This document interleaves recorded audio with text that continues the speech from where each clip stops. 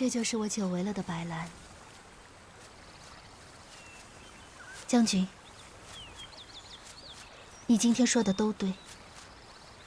本宫心中确实很不安。玉安宫中的形势，可能比你我想的更复杂。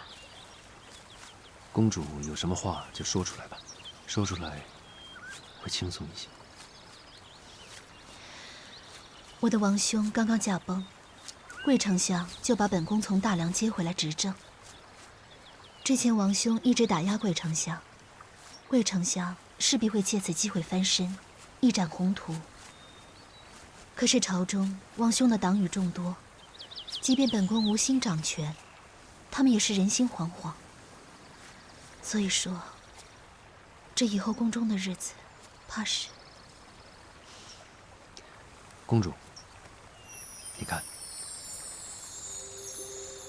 你的白兰王朝多美呀！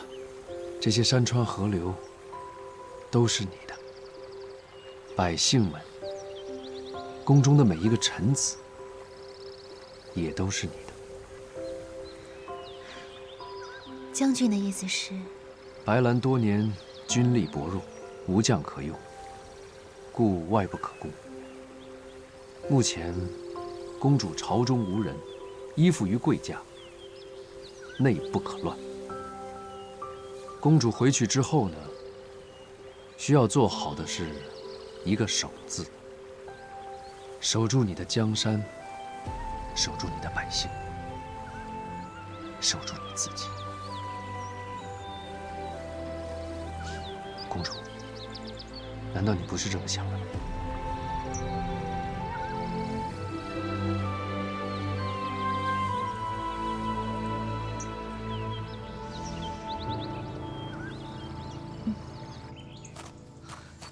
你们都是怎么找的？好好的一个大活人，怎么就不见了？找不到公主，你们谁都别想活！是。贵将军，贵将军，禀报将军，马房少了2匹马，应该是何霞带着公主出去了。我从一开始就知道这小子一定有问题。传令下去，给我堵住所有的出境关口。只要在我白兰境内，我就不信抓不到你。是，公主。公主，醒得早，出去走一走，是什么事情让贵将军如此大动干戈呢？公主以后要出门，身边得有人保护啊。这是我白兰的境内，又有何将军的保护，有什么好担心的？休息片刻，稍后出发。是。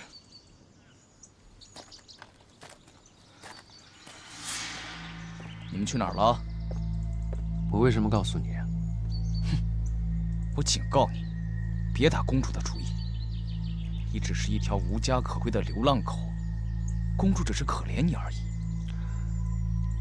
总好过讨厌。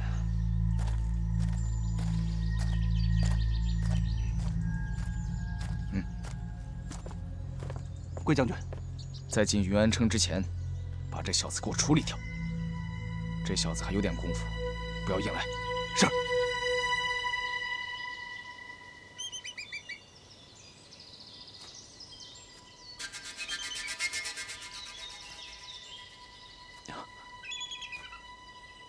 娘娘万安。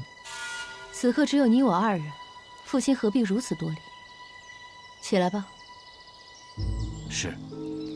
新制的金丹果然有效，那昏王身体一天不如一天，一众太医也查不出个所以然来。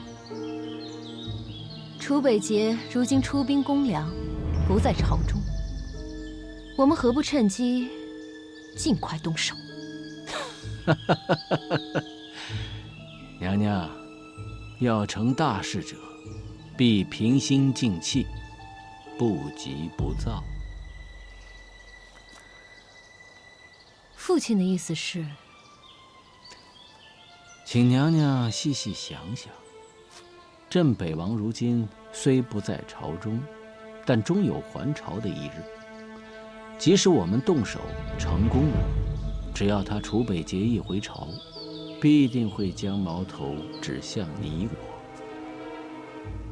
我。我们此刻动手虽然能赢，但只要楚北捷一回来，一样是输。所以，你我的难题不是陛下，而是楚北捷。你要杀了他，没有别的办法吗？那就要看娘娘到底是不是能够劝动楚北捷，让他为我们效命。如若不然，斩草除根，势在必行。只是要除掉楚北捷，却是让人头疼至极。早知今日，何必当初？若我嫁的是楚北捷，父亲今日为何会头疼？以我现在的身份，要我如何去劝他为我所用？怎么？娘娘难道已经试过了？楚北捷怎么说？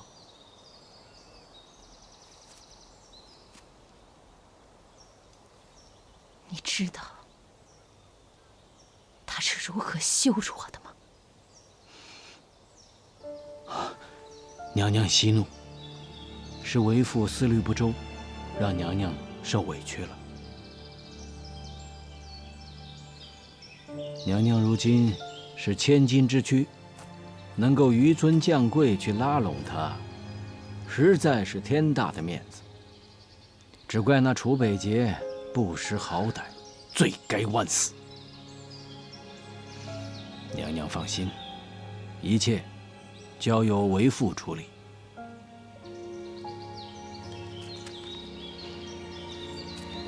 娘娘请看。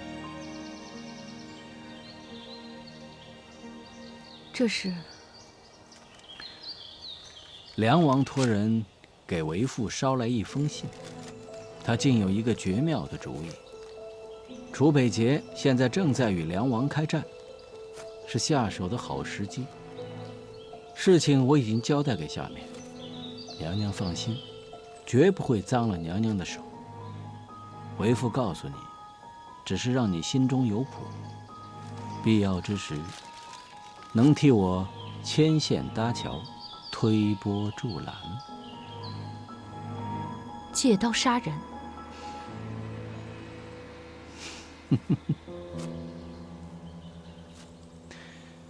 女儿啊，有一些事勉强不得，当断则断，当杀则杀。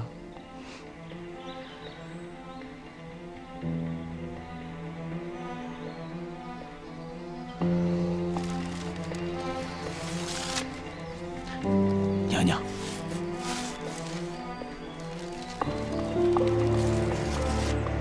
要留他做证据吗？楚北捷，都是你逼我的。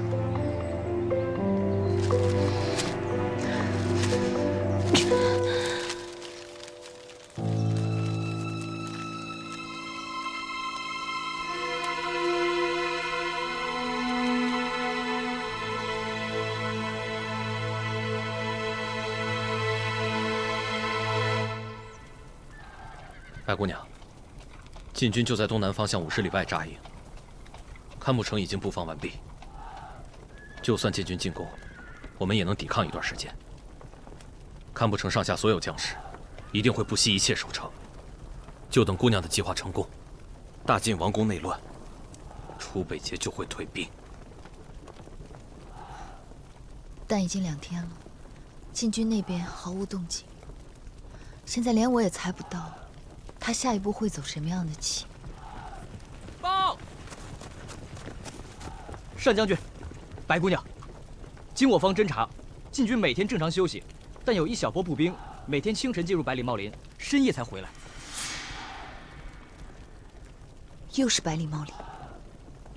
楚北捷派人去百里茂林干什么？可有相关百里茂林和堪布的典籍？有，我回头让人给姑娘送过来。百里茂林，楚北捷做任何事情都有他的目的，我们也不能松懈。将军，可否立刻派1队士兵悄悄进入百里茂林查探？我立刻派人去查他。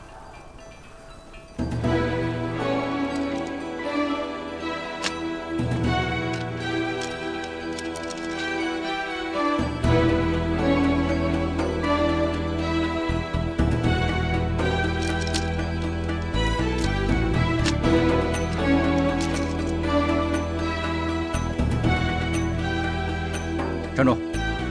怎么还有这么多书啊？这些书都是姑娘要的。还那边吧。哦。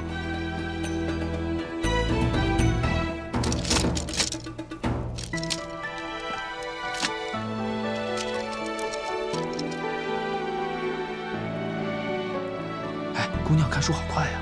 对，一目十行。先下去吧。哦。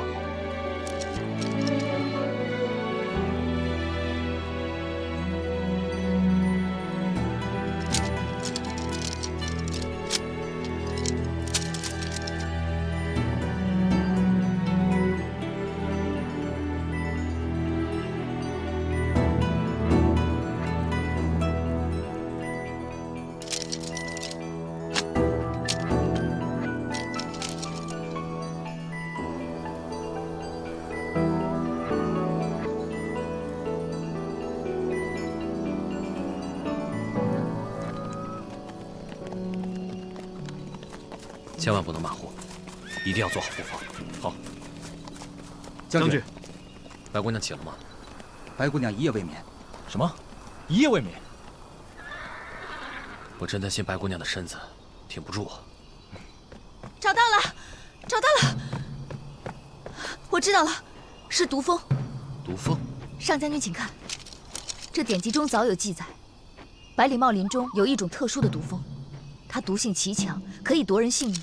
之所以生活在百里茂林，是因为百里茂林里有他最喜欢的三花树。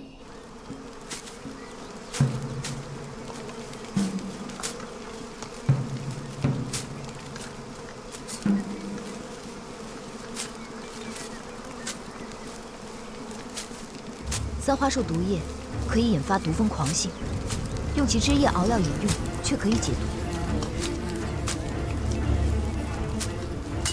要攻城，只要将三花树枝用弓箭射进堪布，再放出大量毒蜂，守军将士必定死伤过半。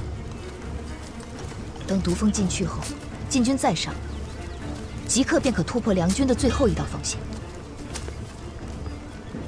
不过，从前要进入百里茂林的人，都会以三花树枝叶煎药服用，以防备毒蜂袭击。只要晋军众将士预先喝下这种草药，就不用担心被毒蜂误伤。假如楚北捷想用毒蜂攻击我军，一定会命人暗中砍伐树林。而为了避开我们的探子，他们就必须就地熬制解药。竟然还有这样的计策！是啊，这样的计策听起来虽然匪夷所思，但这也恰恰是他最可怕的地方。楚北捷最擅长的就是因地制宜，擅长用最少的兵力达到最好的效果。战神这个名号也不是浪得虚名的呀。沙场上能和这样的良将为敌，也不知道是幸运还是不幸。那接下来我们该怎么办？是。将军，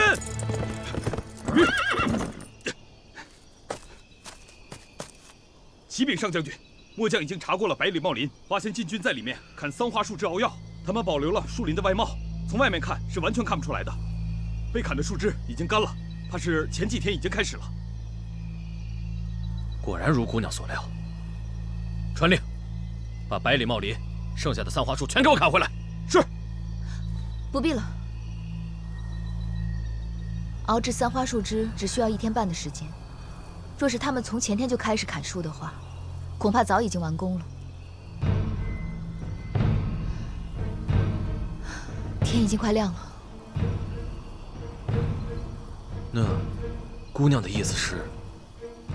上将军也不用担心，娉婷从姑臧出发的那一天，就已经料到会有今日。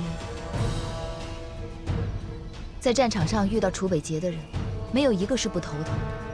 我们不会是第一个，也不会是最后一个。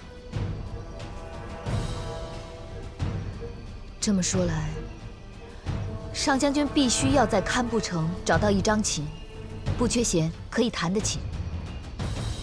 什么？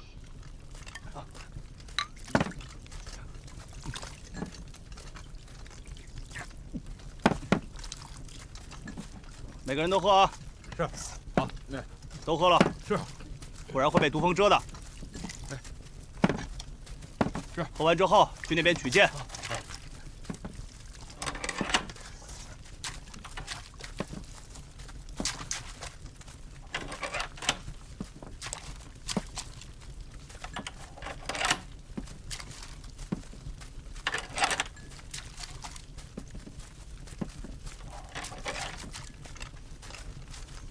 都带上啊！来，你的。好，记住了啊，一定要听号令使用，明白吗？记住了啊！加一个，来，快！给我一个，快拿好，带上。好，这个，给，好，拿着，给。王爷，毒蜂性情凶猛，一旦攻击起来，恐怕连白姑娘都不能幸免。你真的要这样做吗？把剩下的解药都带上吧。不过我想应该用不上。昨夜梁军的探子入林侦查，说明他已经猜到了我的计策。只要他能猜出来，就一定能阻挡。既然他敢来堪布城，娉婷不会让我失望。王爷，时辰已到。我已经很久没有像现在这样热血沸腾，满心期待。今天一定是特别的一天。堪布攻城一役，即将成为我永生难忘的一役。我志在必得。出发！是。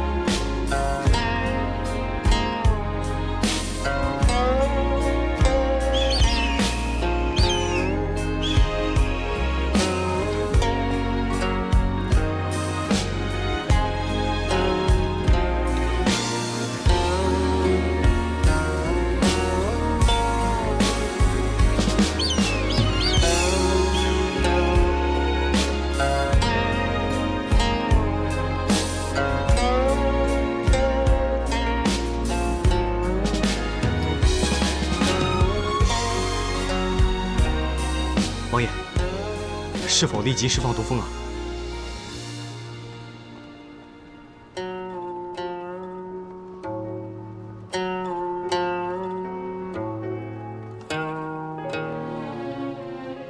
暂缓。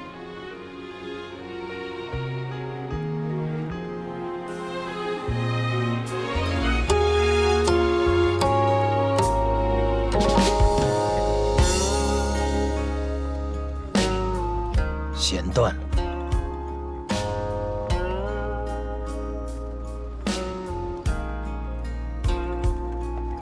王爷，这是第2根了。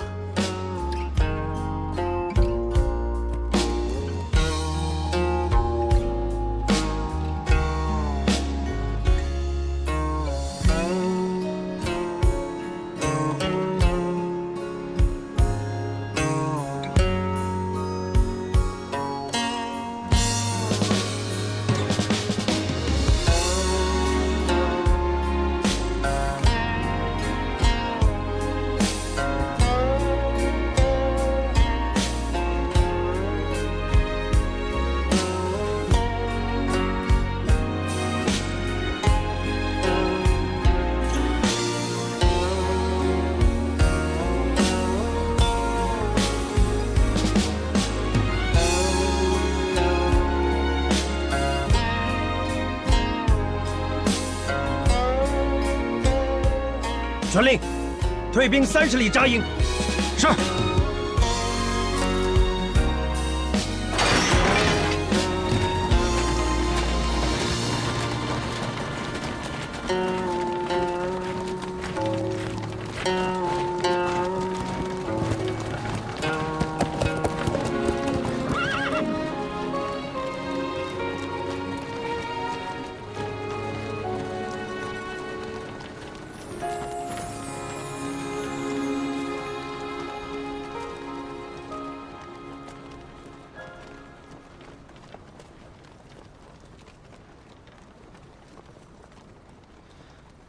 这就是你的御敌良策吗？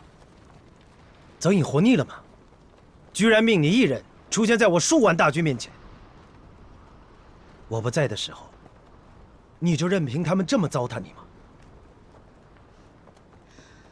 王爷，娉婷才是这一场仗的主帅，和泽隐将军没有任何的关系，又何来糟蹋一说呢？再说了，不管计策的好与坏，只要能让王爷退兵，就是好策。娉婷这不是做到了吗？攻心之计，胆大妄为。若是王爷真的在众目睽睽之下用毒蜂之计害死了娉婷，那恐怕就会激起梁军最后的热血。到时候，就算你们能拿下堪布城，城中的所有军民，恐怕都会让你们伤亡惨重的。再说了，若是梁国百姓知道我一介女流之辈，为了保护堪布城而被你残忍杀害的话，想必梁国所有的百姓和将士都会奋起反抗的。哀兵之勇，王爷，你要比我更清楚吧？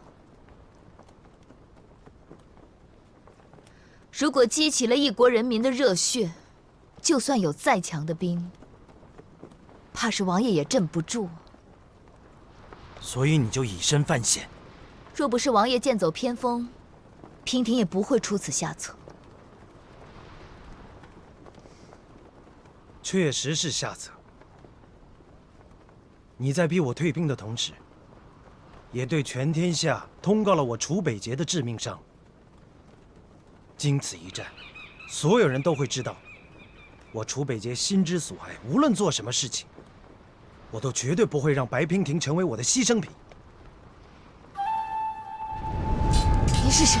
真北王命我来送你上路。不会让我成为牺牲品。娉婷原以为王爷之言句句真心，没想到也只能付之一笑。王爷如此哄我，难道是因为怕输吗？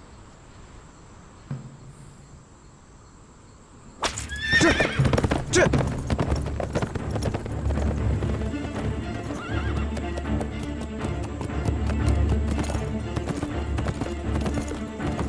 本王问你，晋梁大战与你何干？为什么要帮大梁人？大梁并没有去截杀大晋的商队。没有？没有。看来你已经知道谁是这场战争的幕后推手。若是大晋主公无心侵占，又有谁能推得动呢？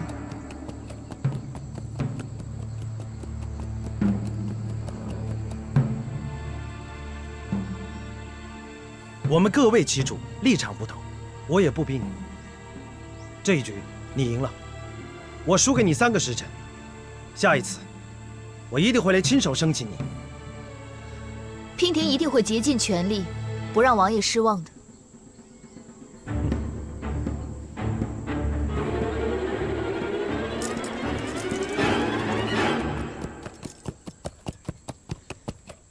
堪布城已经是一座空城了。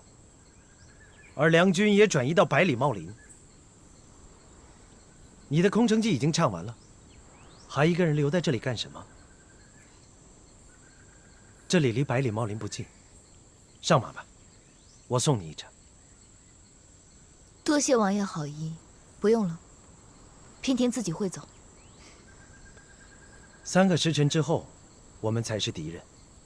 到时候我可不会手下留情。嗯。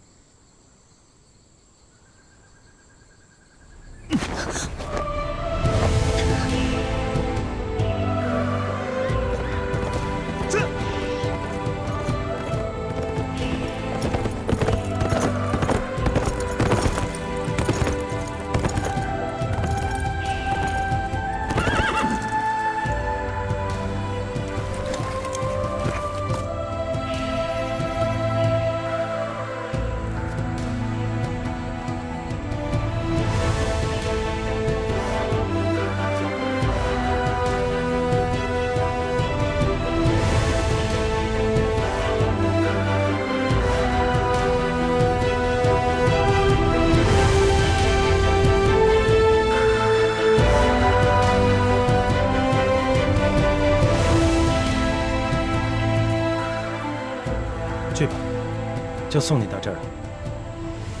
我不跟泽英打招呼了，反正很快就能见面。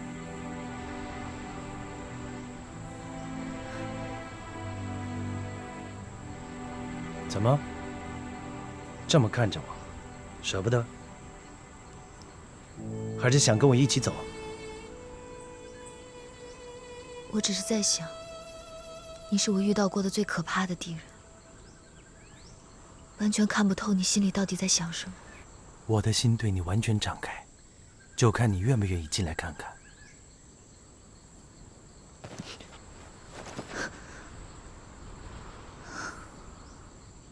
你看，你都不愿意来看，却抱怨看不透我心里在想什么。两军对垒，你我是双方主帅，还请王爷不要再胡言乱语了。我对你说的每一句话都是真的。你好自为之吧。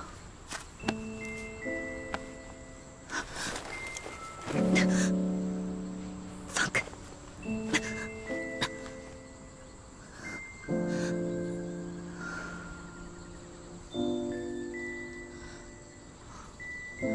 楚北杰，你救了我这么多次，我欠你的太多了。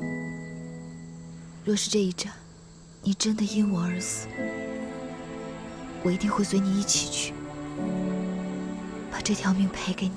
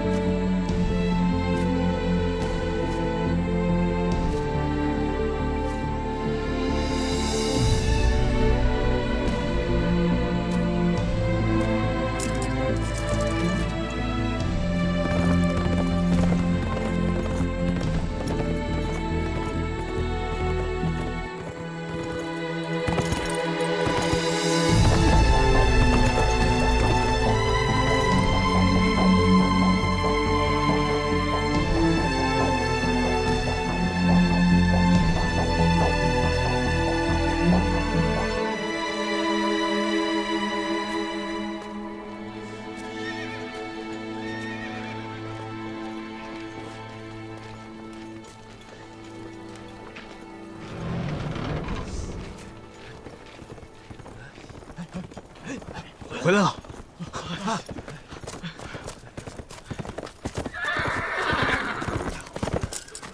王爷，你可算是回来了。刚才白姑娘那招真是太险了。假如王爷出手，岂不给世人留下用毒物加害手无寸铁女子的印象吗？王爷一代名将，光明磊落，一旦蒙羞，那岂不是严重打击了我军上上下下如虹的气势吗？真想不到，白姑娘不出手则已，一出手便不留余地。还好你没有下令攻城。即使没有这些理由，本王也不会下令攻城。失去白娉婷，将是我楚北杰最大的遗憾。区区一座堪布城，怎么能记他半根头发？不，那王爷，那咱到底打还是不打呀？打！3个时辰之后出兵。不对啊，王爷。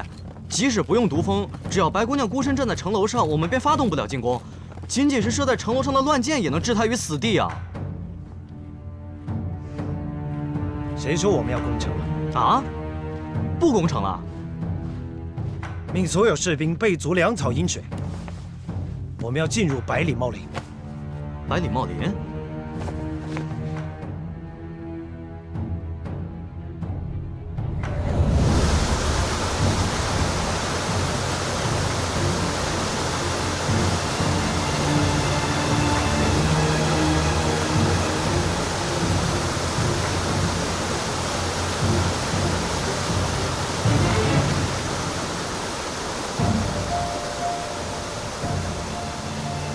漠然，如果换成了你是梁军主帅，你会怎么应对晋军？王爷，行军打仗在外扎营，向来都选择靠近河流小溪的地方。为了方便士兵战马取水饮用，会抢先站稳水源，在水中下毒，让敌军失去战斗力。之后再利用山林掩护，分拨游击，阻止我军上山。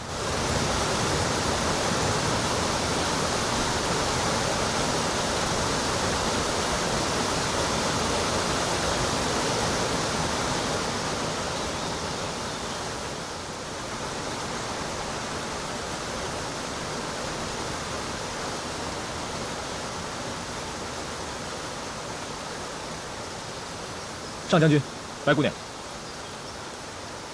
楚北捷已带人入林，现已至点清峰山下。点清峰下，我刚正与上将军商量，他在点清峰山顶扎营作战。这里便是点清峰6条清泉的水源。若寒将军，你现在立刻派人去山腰处，在这6条清泉中下毒，断了敌军的水源。白姑娘好计策。楚北捷出入百里茂林，对当地的地势并不了解。我们在他们弄清楚之前，先在水中下毒，一旦断其水源，他们一定支撑不了多久。到时候无法找到无毒的水源，怕是军中只会奄奄一息，军心涣散。到时候我们在天色的掩护下率军杀入，也让楚北捷尝尝我们大梁男儿的厉害。点清峰是百里茂林的制高点，也是山中所有水系的源头。梁军帅帐定会驻扎在山顶，传令下去，禁止任何人饮用山间泉水。战争，战的是人，算的是心。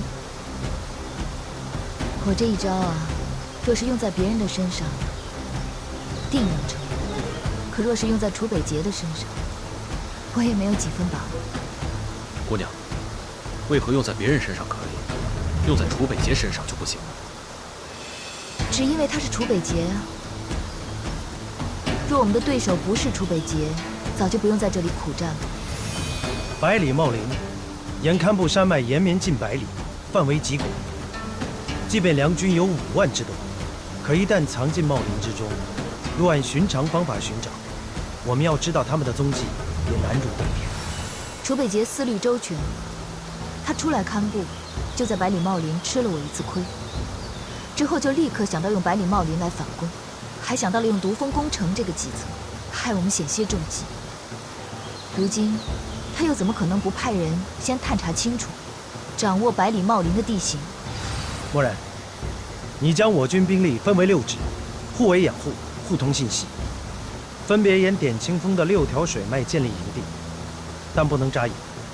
梁军必定会派探子在外有意，我们只需要在他们面前出现，他们就会主动来袭，等蛇出洞，给他一个迎头痛击。若是我们以为仅仅占据了一个水源就能让楚北捷栽跟头，那今晚被俘的可能就是我们。姑娘说的对，是我们想的太少了。将军，还请你立刻派几拨人出去探查敌军在哪里扎营，一旦有消息就立刻汇报。越是在这个时候，我们就越是要仔细小心。王爷，这是诱敌之计，风险也未免太大了吧？即便我军沿着河流建造营地，这也只是在撞运气，更不可能知道他们在短时间内会攻击我们。王爷，此计最适合与敌军周旋，但是我们的粮草和饮水都很有限，一旦耗尽，岂不是正中敌人的下怀吗？王爷，为什么不速战速决？如果能不战而速决，岂不更好？不战速决？除此之外，我军还应该派出小股的队伍，在山林里四处散开，去搜索敌军的踪迹。一旦发现敌营，就从四面八方开始骚扰，这样也可以模糊敌军的视线，让他们不知道我们到底在哪里扎营。在骚扰之下，也可以让敌军分身乏术，以拖延时间。我们已经切断了敌军的水源，再加上这样的拖延战术，此战便已胜了大半。若寒明白。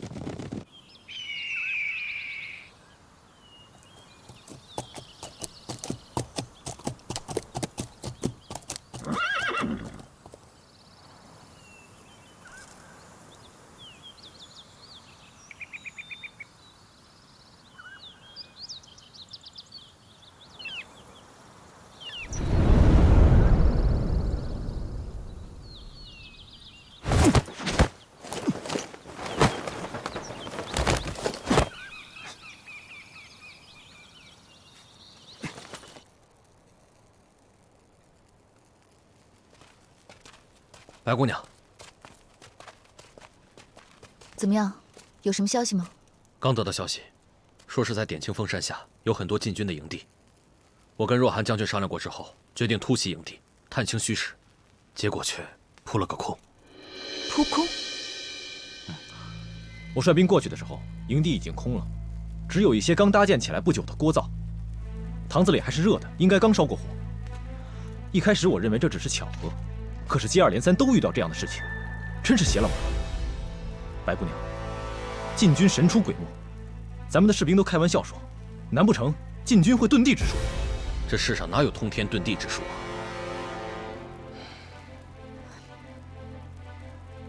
不对。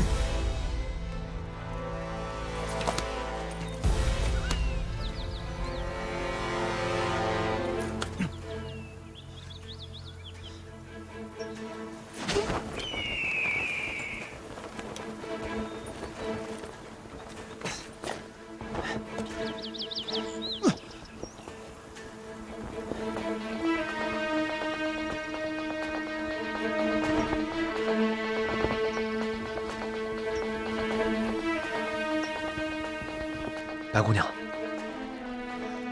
他们一定是在掩护谁？掩护？掩护？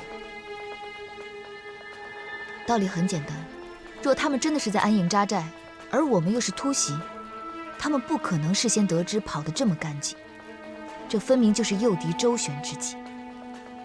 白姑娘的意思是，禁军不打算跟我们交锋，而是在跟我们周旋。正是。楚北捷不想与我军正面交锋，可他们的手里又没有了洁净的水源，只有粮食，他们也撑不了多久。拖延对敌军来说并非上策，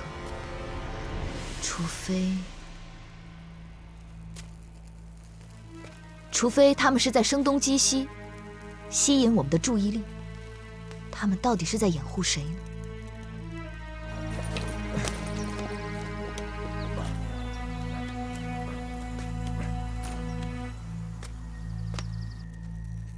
白姑娘会不会想太多了？说不定只是敌方的哨探比较厉害，早就已经探知了我军驻扎的地方，从而得知我军的动向呢？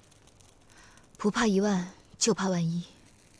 既然楚北捷已经猜到了我们在水源中下毒，就必然会猜到我们定会给自己的军士留下水源。而这一路算上来，真正的点青峰水源上游，就是这点青峰山顶。如果我是楚北捷，必会直指着点青峰山顶而来。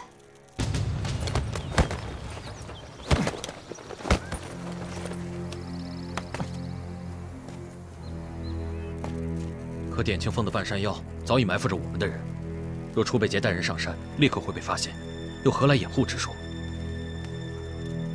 上将军，这点清风除了我们的步兵之处，还有没有别的路可以上山顶？有，云崖索道。